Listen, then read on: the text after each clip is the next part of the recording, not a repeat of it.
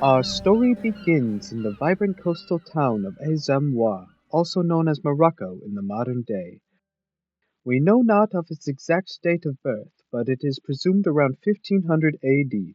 Mustafa ibn Muhammad, later known as Estevanico Azemmouri, was born. Not much else is known of his early life, but we know he was Muslim, spoke Arabic, and was most likely poor or at the very least part of the lower social class. Like many during this time, Mustafa's life was irrevocably altered by the forces of colonial expansion. In 1511, the Portuguese seized Azemmour, bringing hardship to its people.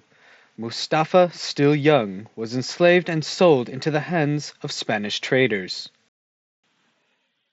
In 1527, Mustafa was sold to Andres Dorantes and was taken across the Atlantic on a deadly and treacherous voyage to the New World.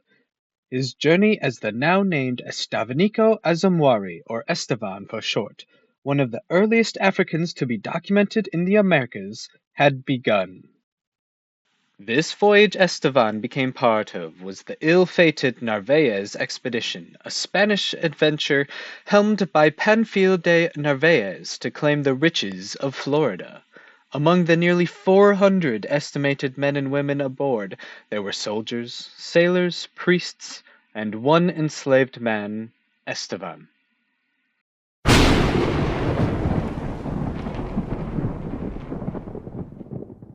After a rough voyage, disaster struck soon after landing. Poor planning, hurricanes, and hostile encounters decimated the expedition. Upon landing in modern-day Tampa Bay, and finding no cities of gold nor any riches, the expedition crew split. About 100 men and a few women took the boat to find a harbor north. Narvaez himself stayed on land to explore. He would never see his ships again. The remaining explorers took what they had and tried to find more riches, but failed to do so, leading to desperation and doubling back to the sea. They tried to make a makeshift boat, but the storms were too much.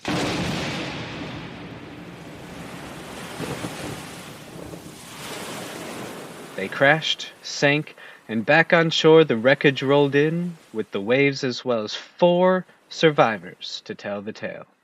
Estevan among them.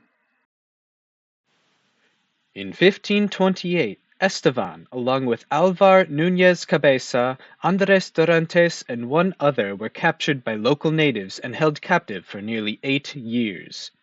They learned to integrate with the natives and would even learn to become medicine men via observation.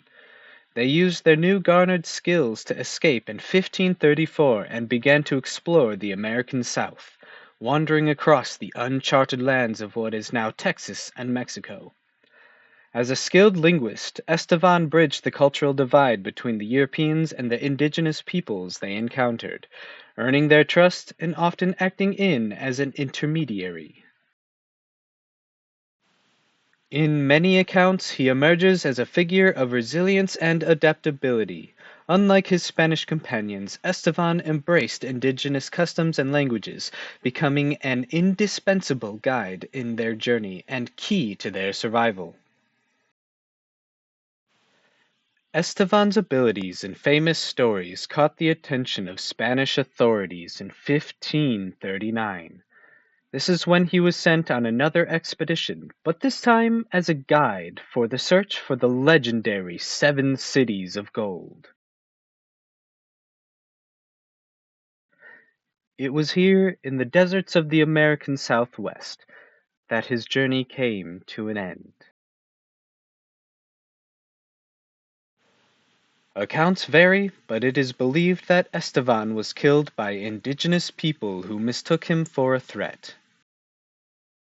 His death marked the end of a remarkable life of ingenuity, survival, and guidance. But his legacy lived on in the writings of the survivors and accounts of the Narvaez expedition, and legends passed down from generation to generation. Mustafa ibn Muhammad, also known as Estevanico Azemmouri's story, is one of resilience and cultural exchange, a testament to the strength of the human spirit in the face of unimaginable adversity. His life reminds us that history is not solely shaped by kings and conquerors, but also by individuals whose voices echo through the ages.